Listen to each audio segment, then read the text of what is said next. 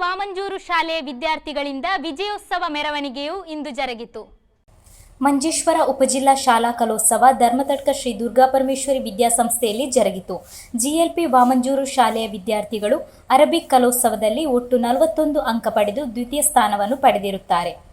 General ವಿಭಾಗದಲ್ಲೂ ಹಲವಾರು ದ್ವಿತೀಯ ಸ್ಥಾನ, ತೃತೀಯ ಸ್ಥಾನ ಹಾಗೂ ಎ ಗ್ರೇಡ್ ಅನ್ನು ಪಡೆದು ಉತ್ತಮ ಅಂಕ ಗಳಿಸುವಲ್ಲಿ ಯಶಸ್ವಿಯಾಗಿದೆ.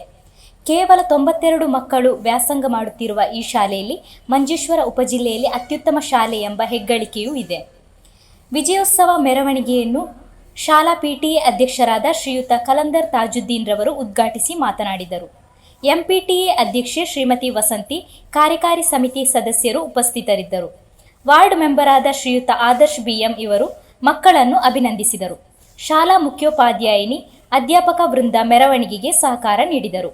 ಊರ ವಿದ್ಯಾಭಿಮಾನಿ ಬಂಧುಗಳು ಮಕ್ಕಳನ್ನು ಅಭಿನಂದಿಸಿ ತಂಪು ಪಾನೀಯ ಹಾಗೂ ಸಿಹಿ ತಿಂಡಿ ವಿತರಿಸಿದರು.